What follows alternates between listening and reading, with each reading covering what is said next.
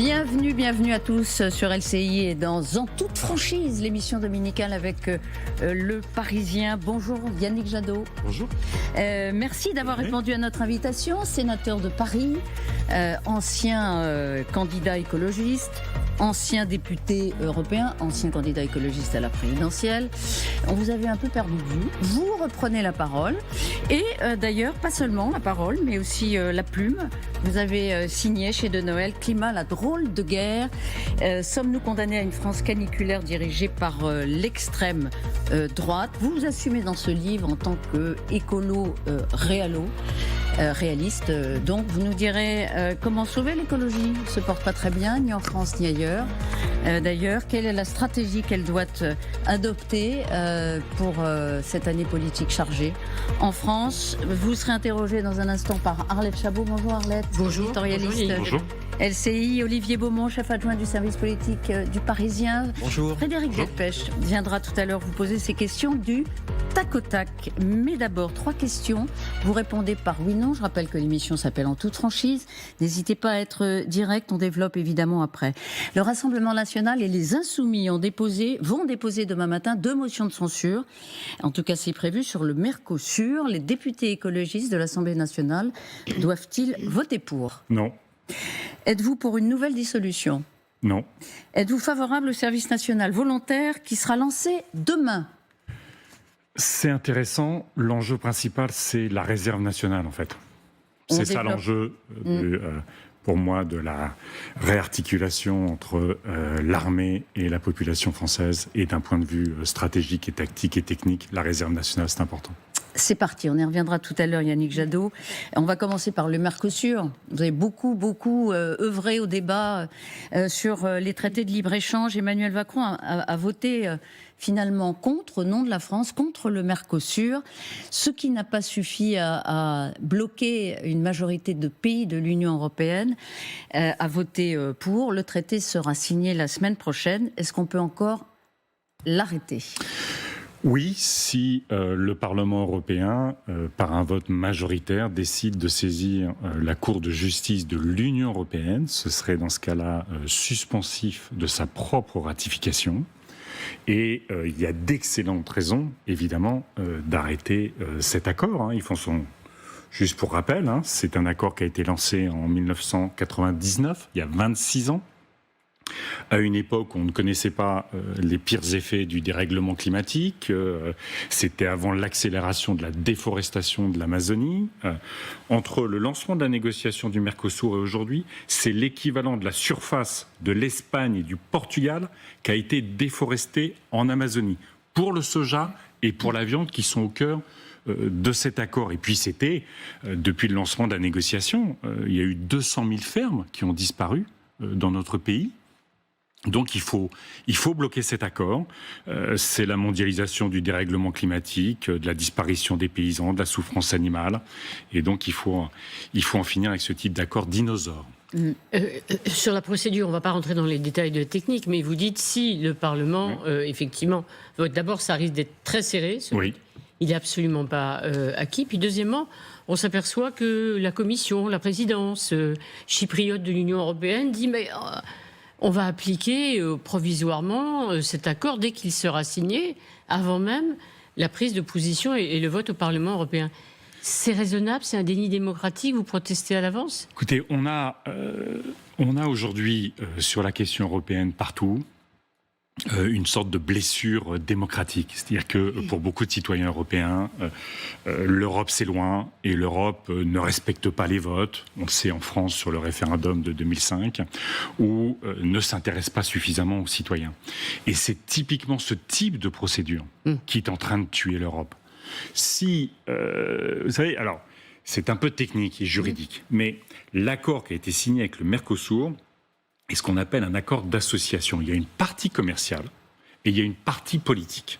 À partir du moment où il y a une partie politique, ça doit être ratifié par les parlements nationaux. Le commerce est une compétence exclusive de l'Union européenne, donc la Commission a les pouvoirs, mais la partie politique doit être ratifiée. Et ce qui est en train de faire la Commission européenne, c'est d'évacuer les parlements nationaux et toute perspective de ratification. Pire, vous le dites, potentiellement de mettre en œuvre de manière provisoire et anticipée l'accord pour nous empêcher d'agir au service de la démocratie. Et ça, encore une fois, c'est particulièrement choquant.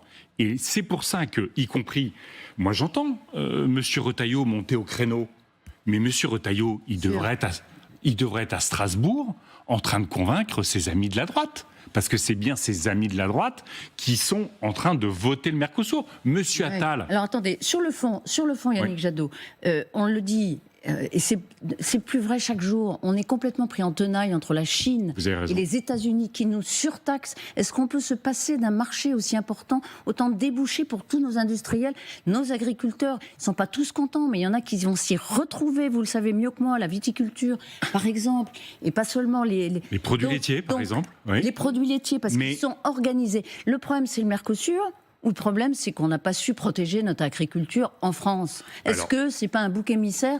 On en a besoin. Vous avez raison sur le fait qu'on ne sait pas bien protéger notre agriculture et surtout on ne sait pas la transformer pour construire notre souveraineté alimentaire et notre souveraineté agricole. Mais quand on veut, de ce marché, c'est vital. Alors, attention, c'est un petit marché pour l'Union européenne. Hein. Il ne faut pas surestimer les enjeux.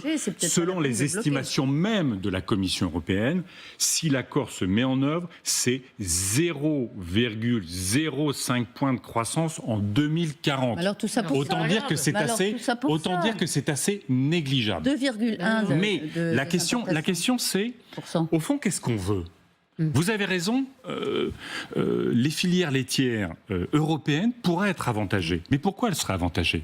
Parce qu'en fait, on exporterait de la poudre de lait qui viendrait détruire toutes les fermes familiales laitières, notamment au Brésil. Pas seulement, il y a des fromages qui vont, par exemple, être Non, mais que les fromages soient protégés, c'est une bonne chose, ça va dans le bon sens. Mais ce que je veux dire, c'est que quand nous voulons protéger nos agriculteurs contre de la concurrence déloyale, pour conserver des paysans dans nos campagnes, pour conserver des petits paysans, on ne va pas faire aux pays du Mercosur ce qu'on refuse pour nous. Même chose sur l'automobile. Au fond, le grand intérêt de cet accord, c'est la baisse des droits de douane à l'horizon 2040. 2040 sur l'automobile. Qu'est-ce qu'on veut pour notre automobile, nous ? On veut relocaliser les entreprises et la construction automobile en Europe. Qu'est-ce que permet cet accord ? Cet accord dit, alors que beaucoup de les pays du Mercosur font en sorte que, y compris nos groupes automobiles, installent des usines chez eux pour le marché local, nous, ce que nous voulons, c'est qu'on n'ait plus à installer des usines chez eux pour pouvoir exporter. Ce que je veux dire, c'est qu'au bout d'un moment, si on n'est pas capable de dire qu'est-ce qu'on veut pour nous, qu'est-ce qu'on veut comme type d'échanges internationaux et comment on veut protéger notre secteur automobile, on ne peut pas vouloir pour les autres ce qu'on ne veut pas pour nous. Emmanuel Macron a quand même travaillé dessus. Alors, justement, Emmanuel Macron, il a travaillé. La France, par la voix du président de la République, a voté contre. Malgré tout, est-ce que vous avez le sentiment que cet accord, depuis le début, il a été mal vendu, mal expliqué ? Le mot Mercosur est aujourd'hui devenu un gros mot. Alors, c'est pas... vous avez raison, et c'est terrible, parce que le Mercosur, c'est un groupe de pays. 4 pays. Hein, c'est pas une théorie économique, c'est pas un accord de libre-échange. Le Mercosur, c'est d'abord un rassemblement de pays, comme nous avons l'Union européenne.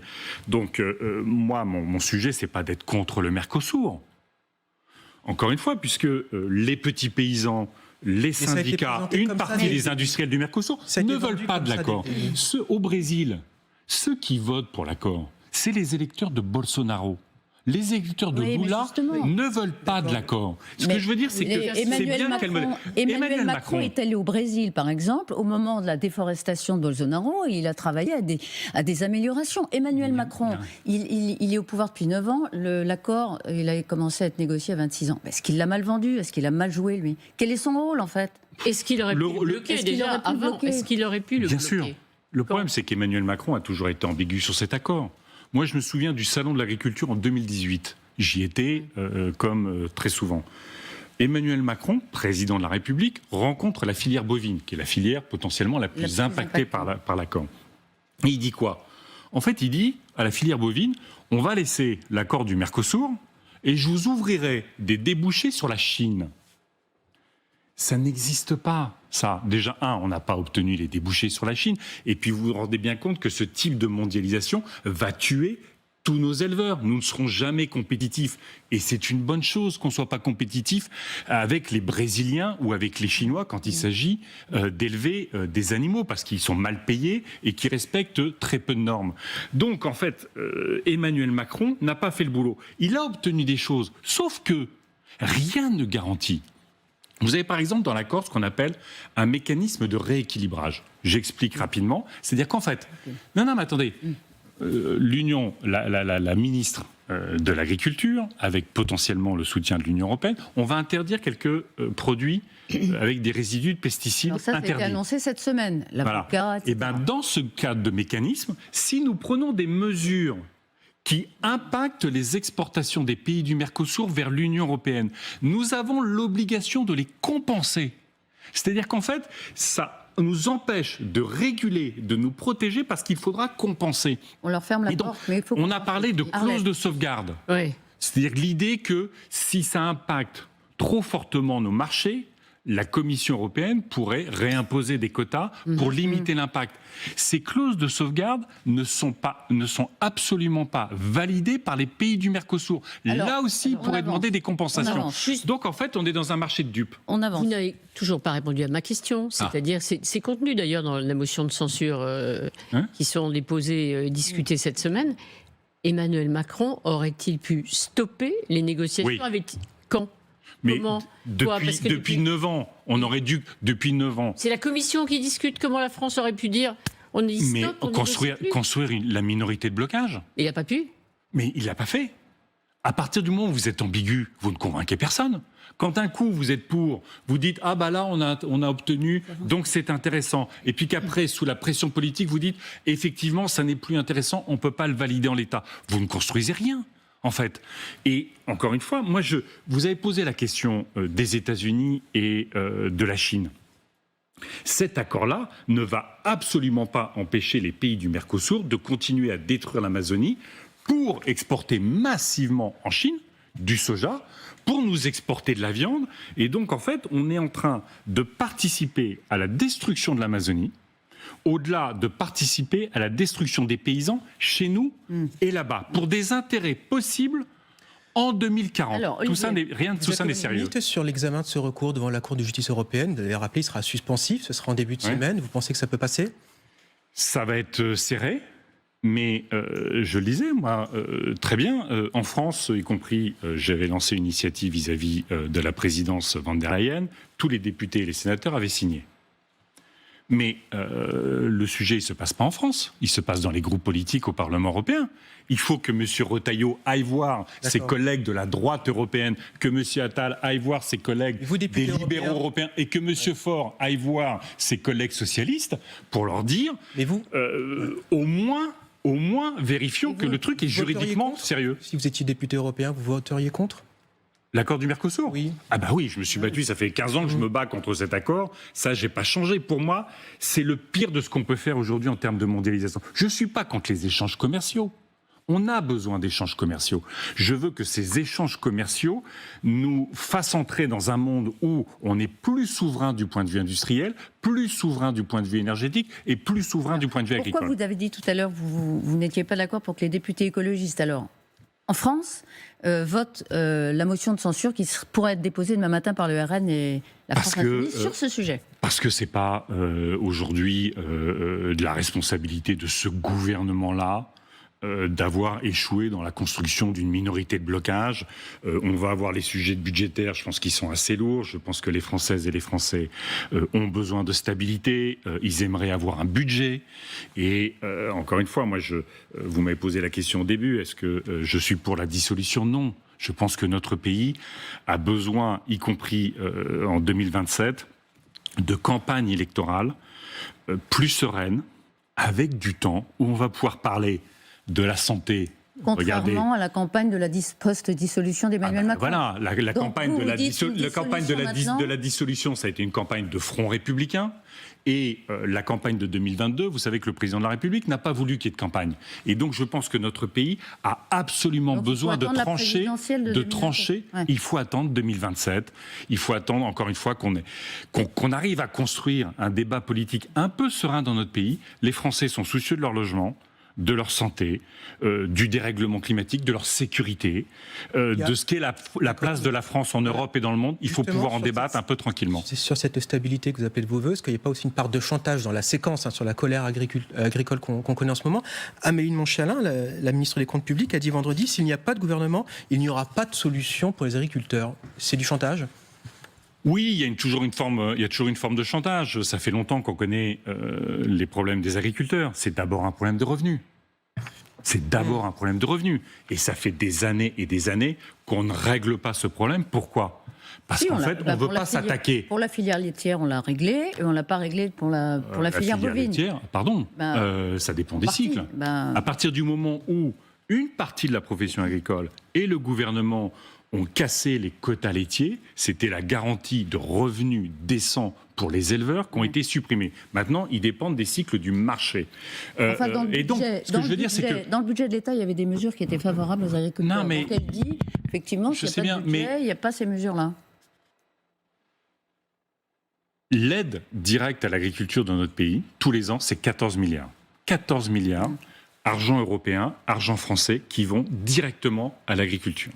Si vous répartissez de manière égalitaire entre les agriculteurs, c'est 2 900 € par mois. Et pourtant, vous avez 20% des agriculteurs qui sont sous le seuil de pauvreté. Vous avez des éleveurs notamment qui souffrent terriblement. Et vous avez le patron, par exemple, de la FNSEA, M. Rousseau, il touche tous les ans 170 000 € de la politique agricole commune, au-delà de ses activités dans l'agro-industrie. Donc, il va falloir qu'on s'attaque très sérieusement à la répartition des aides publiques pour faire en sorte que les petits arrêtent de crever et que les gros fassent l'effort de mieux répartir l'aide. Juste un petit mot, Olivier, la coordination rurale, son rôle. Et oui, qu'on entend beaucoup en ce moment par des actions coup de poing parfois radicales. On voit qu'ils ont complètement damné le pion à la FNSEA. Qu'est-ce que vous pensez de ce mouvement qui est plutôt proche de l'extrême droite ? Écoutez, ce mouvement dont le nouveau responsable dit qu'il faut aller tuer les écolos, faire la peau des écolos, c'est son expression. Donc en fait, aujourd'hui, c'est un mouvement qui est totalement dans le déni de la science. Oui, mais on l'a vu sur la DNC, qui est dans le déni du dérèglement climatique et qui, effectivement, y compris a une relation pour le moins ambiguë à la violence, à la destruction des biens, et qui, aujourd'hui, a une position totalement absurde, puisque c'est notamment de sortir de l'Union européenne. Oui, donc en fait, les 9 milliards d'euros de la PAC disparaissent pour les agriculteurs. En revanche, ils sont un symptôme. Oui, ils sont un symptôme. C'est eux qui mènent la danse. C'est eux qui mènent la danse, justement par notamment la violence de leurs actions qui déstabilisent la profession agricole. Mais il y a une solution. La FNSEA, il y a une solution. La FNSEA est-elle dépassée, vous qui avez été un... Elle reste majoritaire, sauf que comme la FNSEA ne veut pas s'attaquer au problème de la répartition des aides, 80% des aides en Europe vont aux 20% des paysans les plus riches. 20% des paysans les plus riches, 80% des aides. Tant qu'on ne s'attaque pas à cette répartition-là, des mouvements populistes vont naître et progresser parce que justement, ils vont naître et progresser sur la colère légitime. Et moi, je préférais que ce soit évidemment la Confédération paysanne qui, parce qu'elle est plus soucieuse de responsabilité environnementale, de biodiversité et de revenus décents des agriculteurs, qui progresse au service des petits paysans. Arlette. On parle du budget, on revient aux procédures et aux possibilités qu'a le gouvernement effectivement de faire adopter un budget. On revient à cette fameuse question, utiliser ou ne pas utiliser un 49.3 et dans quelles conditions ? Est-ce que vous pensez que cette procédure à laquelle le Premier ministre avait renoncé, il faut revenir dessus, il faut qu'il accepte, qu'il utilise un 49.3 dans quelles conditions pour que la France ait un budget avant la fin du mois de janvier ? Moi, j'ai soutenu l'abandon du 49.3 quand le Premier ministre Lecornu est arrivé. Le niveau de défiance dans la politique française et particulièrement à l'Assemblée nationale était tel que si on voulait refaire du parlementarisme, il fallait ce signal-là. Et il y a eu du parlementarisme. Sauf que le parlementarisme, c'est trois choses. C'est effectivement, que le Parlement décide, que ce soit son vote qui décide. 2, et ça s'est un peu fait sur le PLFSS, ça s'est pas encore fait sur le budget, il faut qu'il y ait des accords entre groupes politiques, mais des accords d'équilibre, pas simplement quand vous ne pouvez pas régler des accords avec 2500 amendements. Donc il faut qu'il y ait des accords pour dire c'est quoi nos grands équilibres, comment on augmente les recettes budgétaires, sur qui ça pèse, comment on baisse les dépenses, sur quoi ça pèse et comment on protège les plus vulnérables d'entre nous. Donc il faut qu'il y ait cet accord. La troisième chose, et il faut absolument que ça arrive avant 2027, il faut qu'il y ait la proportionnelle. Il faut qu'on change notre façon de procéder au Parlement. En attendant, là, il y a urgence. Alors, en attendant, on attend. Dans un instant, la réponse de Yannick Jadot. On va reprendre évidemment la relation avec les écologistes. Oui, mais vous répondrez comme ça directement à la question d'Arlette, qui vous la reposera. Vous avez une proposition iconoclaste et intéressante pour l'avenir du Groenland, menacé par Trump. On parle de tout ça dans un instant. Deuxième partie dans toute franchise avec Yannick Jadot. Comment faire en sorte que l'écologie ça aille mieux? Vous allez nous le dire. Sortir de la culture minoritaire, c'est votre sujet, mais on était sur le budget de l'État qui n'a toujours pas été voté. Arlette. Alors, vous nous disiez, vous aviez approuvé la décision du Premier ministre de renoncer à l'utilisation du 49.3. C'était l'arrivée de Sébastien Lecornu à Matignon. Aujourd'hui, il faut un budget de préférence pour la France, un projet de loi de finances avant la fin du mois de janvier. Retour de l'idée d'utiliser un 49.3. Et là, vous vous dites, Sébastien Lecornu... Ah, pourquoi pas? Non, parce que soit on arrive à obtenir un accord, mais comme on est parti du budget de la version du Sénat, c'est quand même une version extrêmement antisociale, anti-fiscalité juste, anti-écologie. Donc la perspective d'arriver à un accord sur le budget est quand même extrêmement compliquée aujourd'hui. Donc il nous faut un budget pour la France, donc le 49.3. La question c'est quel peut être l'accord de non-censure? Alors, pour qu'en fait, on ne retombe pas en instabilité politique. Sur l'accord de non-censure, Matignon est très sévère et très, très critique à l'endroit du groupe écolo, qui l'accuse de ne pas participer suffisamment aux discussions. Ils ont encore boycotté la récente réunion organisée à Bercy mardi dernier. C'est une erreur, vous en voulez aux députés écolos? Je pense que c'est une erreur. On s'est beaucoup battu pour que, par exemple, sur l'adoption du budget de la Sécu, le PLFSS, il y ait 4 milliards d'augmentation du financement de l'hôpital public et de la médecine de ville. On l'a obtenu, donc on s'est abstenu sur ce budget. C'est notre boulot, en fait. Notre boulot, c'est d'arracher des compromis. Il y a un effondrement du soutien au logement, à la rénovation thermique. En ce moment, il fait froid. 40% des Français ont froid et n'arrivent plus à payer leur facture d'électricité. Donc les députés écolos ne font pas le boulot, alors, si je reprends vos... Moi, je regrette qu'on ne saisisse pas tout moment de discussion, de négociation pour arracher des choses. C'est notre boulot. On n'est pas majoritaire dans ce pays. C'est pas un scoop. Et donc, arracher des financements pour les collectivités, pour faire face au dérèglement climatique, rénover les écoles, de l'argent pour engager la transition hors pesticides des paysans, pour, encore une fois, s'occuper de la première des préoccupations de nos concitoyens, qui est le logement. Le logement.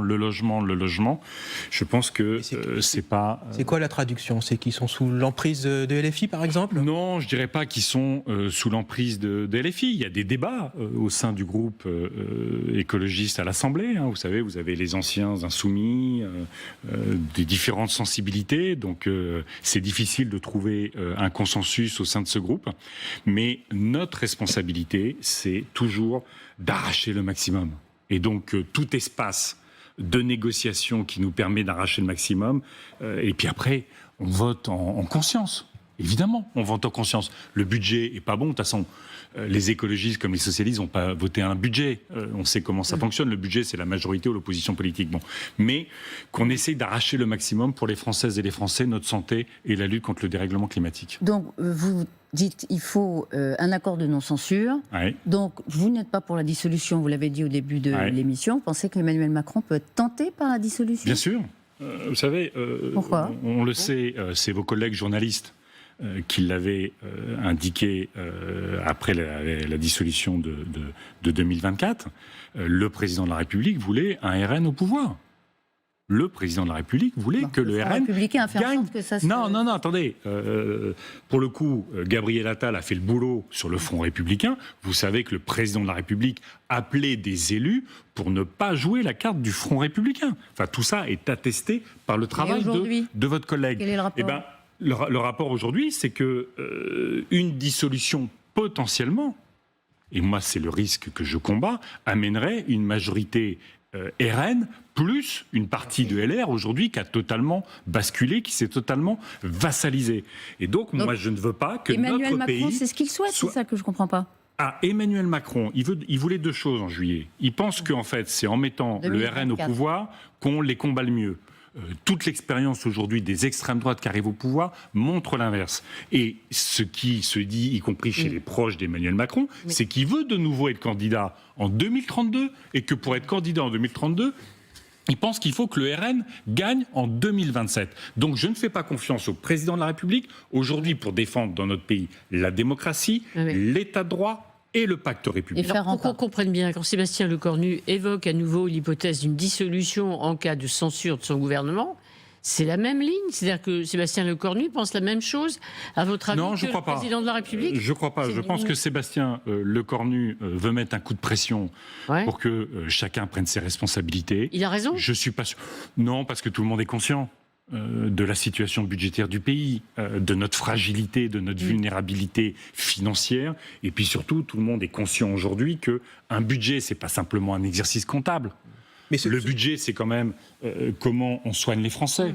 C'est comment on fait en sorte qu'il y ait de la sécurité. Comment on se prépare à la géopolitique et la menace. Ce coup de pression, il peut avoir un effet inverse et au contraire peut-être exciter les incertains qui finalement seraient tentés de ne pas voter. Écoutez, ça permet à Jean-Luc Mélenchon et à Marine Le Pen de rappeler qu'ils sont absolument pour la dissolution, ils sont absolument pour des élections anticipées. Encore une fois, je pense que notre pays n'est pas en état ou ne devrait pas devoir être confronté à des élections sur des temps extrêmement courts qui ne permettent pas le débat sur les sujets de préoccupation des Français. Si on ne s'occupe pas des Françaises et des Français aujourd'hui, demain, eh ben, à un moment donné, ils mettent en examen la démocratie et ils veulent des partis qui retournent la table plutôt que des partis qui veulent effectivement les servir. C'est votre préoccupation aussi concernant votre parti. Vous avez dit drôlement récemment, Yannick Jadot, que les Verts étaient devenus, ou l'écologie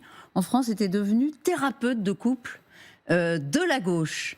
Qu'est-ce que vous voulez dire? Vous voulez dire qu'elle s'occupe plus d'essayer d'arranger les choses au sein de la famille de la gauche que justement de faire des propositions fortes pour les Françaises, de nourrir en propositions? Thérapeute de couple de la gauche, les Verts, ça veut dire quoi?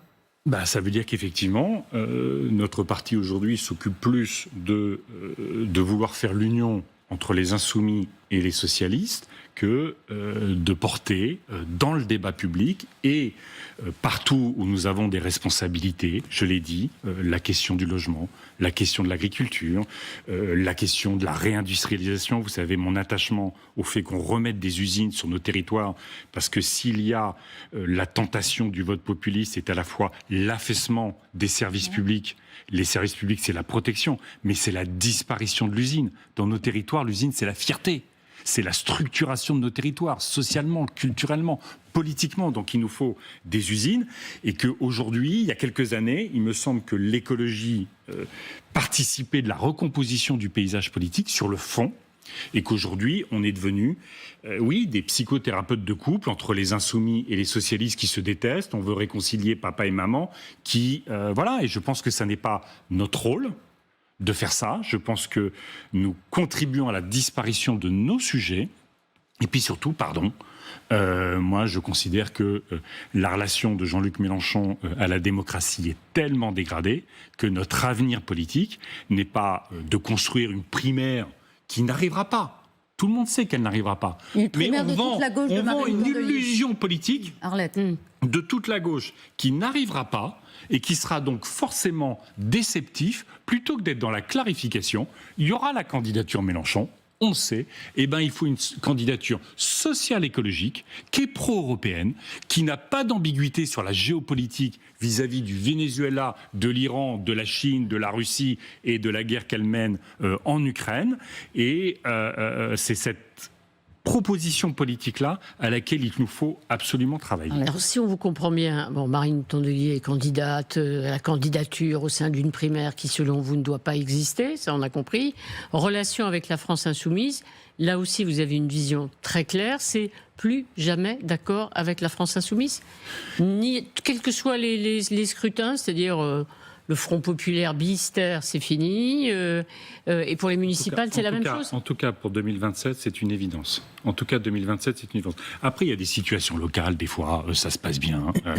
Tout le monde ne pense pas que Zelensky est le responsable de la guerre en Ukraine, que la Chine est un pays démocratique, ou que Maduro est notre leader absolu. Donc, moi, je le dis, notre responsabilité aujourd'hui, c'est qu'on ait une candidature qui regroupe ce qu'est la social-démocratie aujourd'hui, ce qu'est l'écologie politique, et que cette candidature se développe, se construise par le projet, s'incarne, et que ça nous permette de gagner l'élection présidentielle. Cette candidature, vous pourriez l'incarner? Vous en êtes où, vous, exactement? Vous avez été déjà candidat? J'ai déjà été candidat. Vous avez encore envie? Moi, je l'ai dit, ma première intention n'est pas d'être candidat à l'élection présidentielle. Mais je ne laisserai pas l'écologie politique disparaître. Cette écologie du compromis que je défends, cette écologie qui transforme nos territoires, qui construit des usines, qui résout les problèmes de logement de nos compatriotes, je ne veux pas qu'elle disparaisse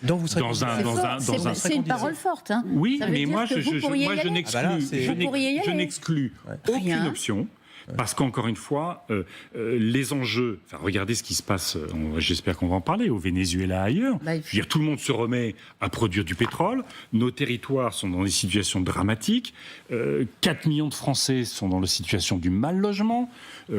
Un tiers, 40% des Français ont du mal à se faire soigner. Et donc, c'est ça que nous devons porter. On doit exister pour ça. Pas de primaire de toute la gauche. Elle n'aura pas lieu de toute façon. Jean-Luc Mélenchon n'y ira pas. Et nous, l'écologie, on doit être représenté au premier tour d'un présidentiel. Et peut-être vous, s'il le faut. L'écologie politique au sein d'un pôle qui est en fait la gauche non mélenchoniste, pour faire simple. Mardi débute le procès en appel des assistants parlementaires du RN. Marine Le Pen comparaîtra avec d'autres représentants du parti. Cela compromet énormément ses chances de pouvoir être candidate en 2027. Vous pensez que c'est terminé pour elle? Écoutez, moi, je ne commande jamais les affaires de justice. Et politiquement parlant, d'accord, mais politiquement parlant... c'est extrêmement important parce que notre pays est rentré dans une logique où les politiques font de la justice à la place de la justice. C'est la rupture de l'état de droit. Vous savez, dans le monde, comme en France, après la Seconde Guerre mondiale, tout le sujet, c'était comment on construit de la paix et des démocraties fortes. D'accord, mais et ça a été l'état de droit international et l'état de droit national. Et ça, c'est extrêmement important. Ce qu'on a vu sur Sarkozy, pour moi, est profondément choquant. Je vous le dis franchement, c'est profondément choquant. D'accord, mais politiquement parlant, on voit bien que même eux ont commencé à amorcer cette transition. C'est leur affaire. Moins que Jordan Bardella pourrait être le candidat à sa place. C'est leur affaire. Qu'est-ce que vous en pensez de Bardella, vous? Non, mais moi, j'en pense rien. Si, quand même. Non, mais moi, qu'est-ce que j'en pense? Si vous voulez, je dis, je combats l'extrême droite. Oui. C'est au cœur de mon engagement politique. Mon engagement politique, c'est d'abord la démocratie. Est-ce qu'il peut gagner, Bardella? Est-ce qu'il peut gagner aujourd'hui dans la France? Bien sûr qu'il peut gagner, mais on ne battra pas l'extrême droite simplement en étant contre l'extrême droite. Et vous dites que l'antifascisme n'est pas un projet. Exactement. L'antifascisme n'est pas un projet. Parce que vous voyez bien qu'aujourd'hui, il peut y avoir une facilité à dire au fond, tout ce qui porte est détestable. Et c'est vrai. La remise en cause de l'état de droit de la démocratie, de faire des étrangers ou de l'étranger essentialisé, le bouc émissaire, c'est absolument détestable. Mais ça ne convainc pas les Français. Celles et ceux qui, encore une fois, se sentent précarisés, s'interrogent sur y compris l'identité de notre pays, se sentent en situation de vertige. Regardez, c'est la guerre partout. Avec Trump, l'allié qu'on croyait protecteur devient un concurrent, un adversaire prédateur. Et donc tout ça déstabilise. Et donc si nous n'apportons pas notre propre récit, nos solutions, nous ne battrons pas l'extrême droite. Vous savez, ça fait depuis 2002 que nous disons aux Françaises et aux Français, ne laissez pas voter contre l'extrême droite. Ne laissez pas l'extrême droite prendre le pouvoir. Et on a raison. On a raison. Sauf que, pour beaucoup de Français, ils disent, ça fait plus de 20 ans qu'on me dit de voter contre l'extrême droite, mais ceux qui ont gouverné, qu'est-ce qu'ils ont fait pour moi ? Qu'est-ce que, au fond, la démocratie fait pour moi ? Et donc, d'être simplement antifasciste, pour dire à des gens qui se battent pour leur pouvoir d'achat, pour leur dignité, pour leur reconnaissance, de dire, au fond, si vous votez pour l'extrême droite, vous êtes des fascistes, non seulement électoralement ça marche plus, mais c'est même contre-productif. Alors, parce que vous banalisez le fascisme. Les gens ils vont se dire, j'ai plus de boulot, j'ai plus de service public, l'usine a fermé et on me dit que je suis fasciste. Eh ben ça marche pas. C'est tout à fait contraire à ce que fait Marine Tondelier à chaque fois qu'elle est sur un plateau en parlant de l'extrême droite. Elle, effectivement, elle brandit la menace Mais je dis pas que la menace est pas importante.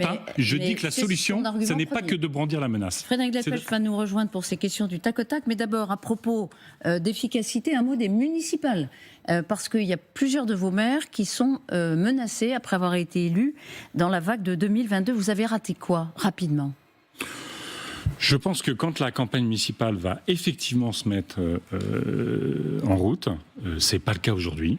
L'actualité internationale et l'actualité nationale écrasent l'actualité locale. Je pense que nos concitoyens vont voir à l'échelle de leur ville, de leur village, qui a effectivement œuvré pour eux. Et moi, je suis convaincu que les habitantes et les habitants des villes que nous dirigeons vont voir à quel point on a bien travaillé pour eux. Et donc, moi, je suis plutôt optimiste. Non, mais je vous le dis, je pense qu'à un moment donné, la question locale, à Poitiers. Écoutez, la question locale, à un moment donné, va primer. Et qui s'est occupé de rénover les écoles? Qui s'est occupé de protéger les petits commerces de proximité? Qui s'est occupé d'aménager? Et la sécurité. Alors là, la sécurité, pardon. Que ce soit Pierre Urmic, il a armé une partie de sa police municipale. À Lyon, à Strasbourg, elle est déjà armée. Donc en fait, nous n'avons aucun complexe sur les questions de sécurité. Alors, on va parler du Groenland dans un instant, mais d'abord, Frédéric Delpech, vous le connaissez. Question du tac au tac, question courte, réponse courte. Alors, question courte, sur les municipales à Paris, est-ce qu'il faudra au deuxième tour une alliance entre la liste défendue par Emmanuel Grégoire, on sait que vous aviez un temps souhaité être candidat vous-même, et Sophia Chikirou de LFI, c'est peut-être une des seules conditions pour gagner Paris. Moi, je suis convaincu que, y compris les électrices et les électeurs qui pourraient voter pour Madame Chikirou au premier tour, iront voter pour le candidat Emmanuel Grégoire et contre Rachida Dati, dont on ne sait même pas si elle exercera son métier de maire. Réponse courte à la question. Sa fonction de maire. Pas de fusion. Au bout de 6 mois. Alors, réponse courte à la question. Ah, moi, je ne suis pas pour la fusion, non. D'accord. Faut-il interdire les réseaux sociaux au moins de 15 ans? C'est ce que souhaitait Emmanuel Macron. Il y aura un rapport parlementaire qui sera remis demain sur cette question importante. Oui. Quelle est votre proposition? Oui, je pense qu'il faut absolument agir pour nos jeunes. On voit à quel point ça les abîme. Mais c'est évidemment une question pour tout le monde. Interdire les réseaux sociaux aux moins de 15 ans, quand les parents passent leur temps, y compris pendant le repas, sur les réseaux sociaux, reconnaissons qu'on a tous à faire des efforts. Alors, autre sujet de société, l'écriture inclusive. Elle rebondit, ce débat rebondit avec un bras de fer entre l'Académie française et le Conseil d'État sur des plaques commémoratives à Paris qui utilisent l'écriture inclusive. On sait que la mairie de Lyon était en pointe, mairie écologiste, sur cette écriture. Vous y êtes favorable? Il faut la maintenir? Écoutez, il faut la maintenir. Moi, je trouve que ça progresse, y compris notamment dans l'affichage public. Il faut faire des efforts. Après, il y a toujours, moi, quand j'écris mon livre, si vous voulez... il n'est pas en écriture inclusive. Non, je n'ai pas mis en écriture inclusive, justement, mais vous dites les Françaises et les Français. Les citoyennes et les citoyens, les habitantes et les habitants. Donc, en fait, vous créez l'inclusivité en gardant quelque chose qui est lisible. Alors, pour enchaîner sur l'actualité internationale, l'Iran, est-ce que les États-Unis doivent intervenir pour favoriser une solution peut-être? Non. Alors, qu'est-ce que vous proposez?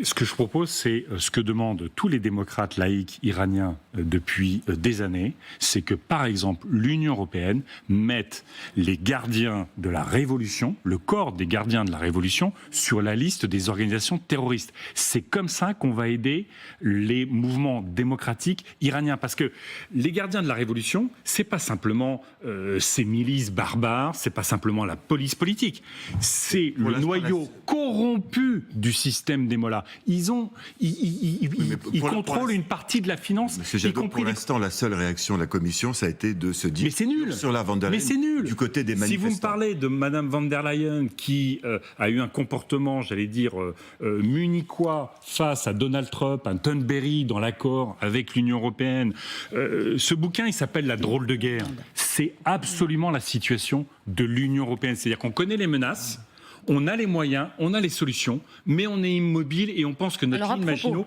va suffire. Alors, Et donc, la meilleure façon pour l'Europe d'aider les démocrates iraniens, c'est de taper les gardiens de la révolution, qui est le pilier de ce régime. Ouais. et sur le Groenland, alors vous disiez attention, Donald Trump, il faut s'y opposer. Vous avez une proposition un peu iconoclaste. Vous proposez d'organiser un Conseil européen Bien sûr. au Groenland. Est-ce que ça impressionnerait le président américain? Alors, ça suffira pas. Mais moi, avant le déclenchement de la guerre en Ukraine, j'avais souhaité que le président de la République, qui présidait l'Union européenne à l'époque, fasse un Conseil européen à Kiev. Ça aurait permis, je pense, de montrer notre unité pour défendre l'Ukraine. Et donc, il faut faire la même chose à Nuuk, la capitale du Groenland, montrer notre solidarité, la solidarité de l'Union européenne, la solidarité politique, mais il faut aussi, lors de ce sommet, si c'est le choix des Groenlandais. C'est à organiser quand même. Ah, ça va. Après, là, ça coûte pas cher la guerre en Ukraine. Enfin, franchement, s'il y a la déstabilisation du monde par Donald Trump, elle nous coûte extrêmement cher. Mais... Et donc, il nous faut aussi. On a dans l'Union européenne, alors le Groenland ne fait pas partie de l'Union européenne. Les Groenlandais sont citoyens européens. Bon, on ne va pas rentrer dans les détails. Mais nous pouvons donner, par ce sommet, la protection de sécurité de l'Union européenne au Groenland. Mais Et puis surtout, vis-à-vis de Donald Trump. Important. Mais oui, mais Vis-à-vis de Donald Trump, il faut le taper Alors, sur on fait quoi les puissances économiques qui soutiennent Donald Trump. Comment il a cédé face aux Chinois ? Il a cédé face aux Chinois parce que les producteurs de soja des États-Unis ne vendaient plus leur soja en Chine. Et donc on fait il quoi a cédé. Eh ben, L'Union on le européenne. tape sur le gaz de schiste. Parce que Trump, c'est un autocrate. Il le fait chez lui, il produit chez lui. Oui, mais on n'est fait. pas obligé de prendre des engagements, d'en importer toujours plus. D'accord ? Si on poursuit notre transition énergétique, on n'aura plus besoin du gaz américain. Et puis on le tape sur les services numériques. Vous vous rendez compte quand même que Thierry Breton, ancien commissaire européen, C'est un sujet sur a lequel on été tient. sanctionné par les États-Unis. Aucune réaction de l'Union européenne. On est en train de se coucher devant Trump. Ça ne fonctionne pas. On est lâche ? Ça ne fonctionne. Bien sûr qu'on est lâche. On est lâche et cupide. Et donc, si, encore une fois, imaginez qu'on commence à bloquer En 10 secondes. et sanctionner les services numériques américains. C'est les principaux alliés de Trump. Ils vont pas accepter ça. Si on tape le lobby du pétrole Il va américain, nous taper. c'est les principaux financeurs de Trump. Il lâchera. Il faut le rapport de force. Il faut qu'on sorte de notre tranchée et qu'on passe à Merci. l'offensive vis-à-vis de Trump. Merci. Une ultime question, Oui, très dernière courte. question très courte. Vous avez donné une information dans cette émission, c'est que vous n'excluez pas d'être candidat en 2027. Ça va venir très vite maintenant, c'est dans 15-16 mois. Ce Oui. choix, vous le prendriez quand plus tard ? C'est après les municipales que tout va se déclencher sur l'organisation de la campagne présidentielle. Donc là, encore une fois, moi je suis pour que la social-écologie ait un candidat qui porte une écologie réalo, qui répond aux angoisses des Françaises et des Français, qui s'occupe d'eux et qui participe au fond de l'optimisme Voilà, de l'action. c'est On est dans une le forme- pessimisme de la pensée dans C'est notre une pays, forme de passons à portrait. l'optimisme de l'action. Forme d'autoportrait. Merci beaucoup Yannick Jadot.